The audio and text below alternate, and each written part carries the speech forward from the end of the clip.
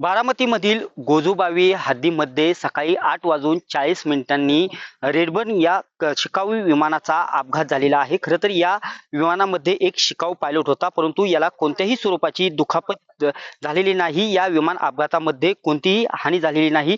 एकंदरीत जे रेडबर्न कंपनीच्या विमानाचा हे चौथ्यांदा अपघात झालेलं पाहावयास मिळत आहे. दिवंगत उपमुख्यमंत्री अजित पवार यांच्या विमानाचा देखील 4 महिन्यापूर्वीच गोजूबावी हद्दीमध्येच अपघात झाला होता. परंतु रेडबर्न कंपनी आहे या शिकाऊ कंपनीवरती बंदी देखील डीजीसीएने घातली होती, परंतु ही कंपनी पुन्हा सुरू झाली आणि जे आज सकाळी 8:40 जे रेडबर्न कंपनीचं शिकाऊ विमान आहे याचा गोजूबावी हद्दीमध्ये अपघात झालेला आहे.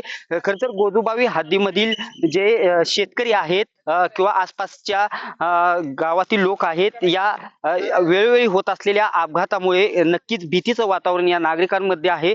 नक्कीच ज्या ठिकाणी विमान वेळोवेळी पडत असतं त्या ठिकाणी मोठ्या प्रमाणात शेती आहे, त्यामुळे ज्या लोकांचं शेतीचं देखील मोठं नुकसान होत आहे. साहजिकच शेतकरी असतील किंवा येथील नागरिक असतील यांना मोठा यामुळे जो तोटा आहे तो सहन करावा लागत आहे. परंतु वेळोवेळी कंपनीचा रेडबर्न कंपनीच्या विमानाचा अपघात होत असल्यामुळे साहजिकच नागरिक आहेत यांच्यामध्ये भीतीचं वातावरण पाहावयास मिळत आहे. आणि आज सकाळी पुन्हा एकदा ही रेडबर्न कंपनीचं जे विमानाचा अपघात झालेला आहे ही सकाळी घटना घडलेली आहे. मात्र गोजूबावी हद्द आहे येथील अगदी एक वस्ती आहे, या वस्तीच्या अगदी शेजारीच शेतीमध्ये हे विमान सकाळी पडलेलं आहे आणि या विमानामध्ये एक शिकाऊ पायलट होता. त्याला कसली दुखापत झाली नाही आणि विमान अपघातात कसली हानी झाली नसली तरी जे गोजूबावी आणि आसपासच्या गावात परिसरातील जे नागरिक आहेत यांच्यामध्ये सद्यस्थितीत तरी भीतीचं वातावरण असलेलं पाहावयास मिळत आहे.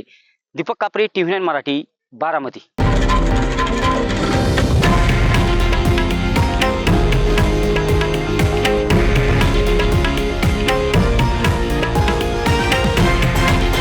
हे आहे देशातील नंबर 1 न्यूज नेटवर्क आणि आपण पाहत आहात TV9 मराठी, एकमेव.